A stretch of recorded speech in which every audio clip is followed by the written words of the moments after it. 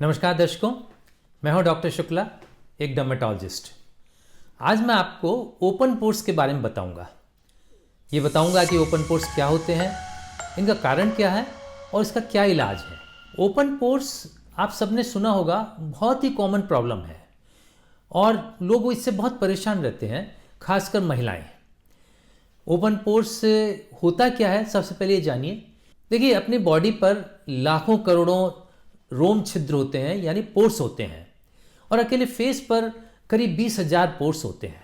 ये जो पोर्स होते हैं वो हेयर फॉलिकल की ओपनिंग होती है, यानी जहाँ से बाल निकलता है उसकी ओपनिंग होती है। तो इस ओपनिंग में से एक तो बाल आता है और दूसरा इस बाल के साथ एक सेबेशियस ग्लैंड अटैच होती है और उस ग्लैंड से एक सिक्रेशन निकलता है जिसे हम बोलते हैं सीबम, यानी जो नेचुरल ऑयल होता है अपने स्किन का, वो इसी छेद में से निकलता है, इसी पोर में से निकलता है।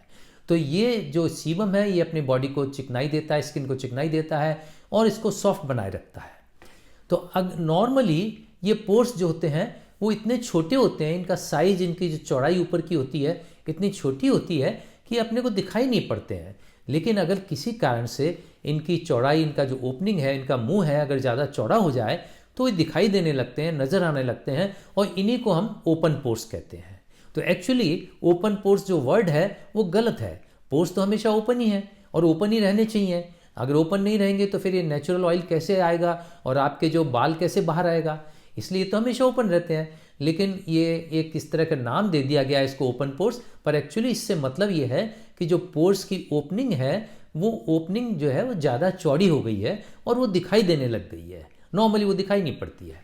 अब अपन जानते हैं कि ओपन पोर्स का कारण क्या है, ये एक्चुअली चौड़े क्यों हो जाते हैं और क्यों दिखाई देने पड़ते हैं। देखिए, इसका कारण ये है कि इसमें से, जैसा मैंने बताया, कि सीबम निकलता है जो सेबेशियस ग्लैंड का सिक्रेशन होता है। और सेबेशियस ग्लैंड कब सीक्रेट ज़्यादा करती हैं? जब हार्मोनल चेंजेस होते हैं बॉडी में। इसलिए आपने देखा होगा टीनेजर्स के या उसके कोई बाद के उम्र में भी लोगों को ऑयल ज़्यादा निकलने लगता है, सीबम ज़्यादा निकलता है। तो ज़्यादा सीबम निकलेगा तो ये पोर्स चौड़े हो जाएंगे। इसके अलावा सीबम के साथ साथ इसके जो पोर्स की डक्ट हैं, उनकी डक्ट के स्किन से डेड सेल निकलते हैं और वो डेड सेल्स इकट्ठे हो जाते हैं। वो होता है कुछ ऊपर, कुछ बैक्टीरिया होते हैं, ये सब मिलके और पोर्स को ब्लॉक कर सकते हैं। तो जब पोर्स ब्लॉक हो जाएंगे तो पोर्स चौड़े हो जाएंगे। तो यानी दूसरा कारण इसका ये हुआ कि ये ब्लॉकेट पोर्स अगर ब्लॉक हो जाएंगे, जो कि डेड सेल के कारण से, एक्स्ट्रा सीबम के कारण से और बैक्टीरिया के कारण से और डर्ट के कारण से जो ब्लॉक हो जाएंगे, उससे इनका मुंह चौड़ा हो जाएगा।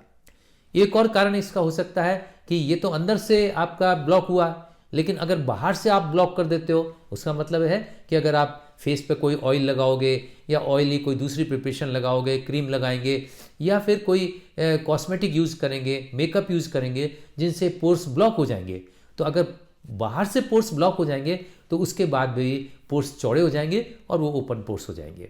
हेरिडिटी भी इसका एक कारण होता है। तो जिन लोगों के परिवार में ओपन पोर्स हैं, उन लोगों को ओपन पोर्स होने के चांसेस ज़्यादा हो जाते हैं।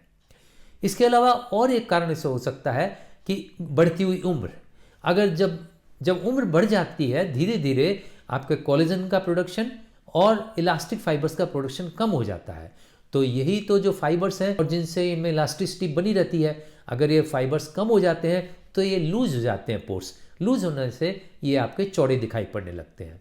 इसके अलावा सन एक्सपोजर अगर ज़्यादा होगा तो ज़्यादा सन एक्सपोजर से भी यही नतीजा होगा कि आपकी इलास्टिसिटी कम होगी, आपके कोलेजन फाइबर्स कम होंगे, तो उससे पोर्स फिर चौड़े हो जाएंगे। इसके अलावा लाइफस्टाइल चेंजेस से भी कुछ पोर्स चौड़े हो सकते हैं, जैसे कि स्मोकिंग है, जिस तरह की ज़्यादा एल्कोहल लेना है या कोई स्ट्रेस लेवल आपका हाई है, तो इन सब के कारण से भी आपके ओपन पोर्स हो सकते हैं। अब आते हैं कि ओपन पोर्स अगर हो गए हैं तो उसका ट्रीटमेंट क्या है। देखिए, ट्रीटमेंट ये कोई बीमारी तो है नहीं, ये एक कॉस्मेटिक प्रॉब्लम है, इसलिए इससे ओपन पोर्स होने से कोई शरीर को नुकसान नहीं होता। लेकिन फिर भी ट्रीटमेंट की जरूरत इसलिए पड़ेगी, कॉस्मेटिक प्रॉब्लम्स के कारण से, कॉस्मेटिक रीजंस के कारण से आपको ट्रीटमेंट लेने की जरूरत पड़ेगी, क्योंकि लोग समझते हैं कि देखने में अच्छा नहीं लगता है। तो इनके ट्रीटमेंट का सबसे जो बेसिक पार्ट है वो तो ये है कि आपके पोर्स खुले रहने चाहिए, ये ब्लॉक नहीं होने चाहिए, ये क्लॉग नहीं होने चाहिए।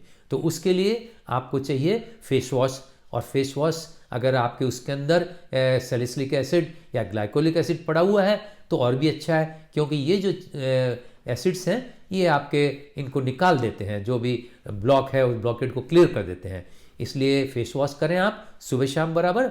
लेकिन अगर कुछ लोगों को ऐसा भी होता है कि सैलिसिलिक एसिड वगैरह से कुछ इरिटेशन हो जाता है, तो अगर कोई इरिटेशन हो तो फिर दूसरे आप जेंटल क्लींजर्स आप यूज़ कर सकते हैं।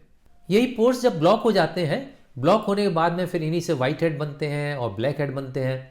इसलिए अगर वाइट हेड ब्लैक हेड है और पोर्स ब्लॉक हैं तो फिर हम रेटिनॉइड क्रीम या जेल भी यूज़ कर सकते हैं।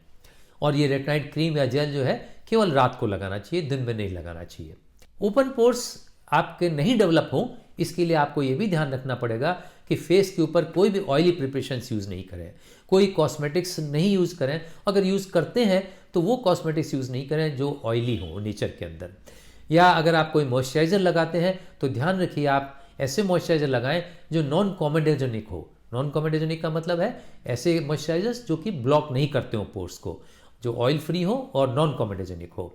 इसके अलावा अगर आपके पिंपल्स हैं, एक्नी है, तो उसका आपको ट्रीटमेंट कराना पड़ेगा, क्योंकि अगर ट्रीटमेंट नहीं कराएंगे तो बाद में ओपन पोर्स रह जाएंगे। इसके अलावा इसमें लेज़र ट्रीटमेंट भी फ़ायदेमंद है, क्योंकि जो अगर कोलेजन कम होने के कारण से या इलास्टिसिटी कम होने के कारण से पोर्स ओपन हो जाते हैं तो उसमें लेज़र ट्रीटमेंट फ़ायदेमंद हो जाता है। इन सब चीज़ों के अलावा आपको थोड़े से लाइफस्टाइल चेंजेस भी करें तो अच्छा रहेगा।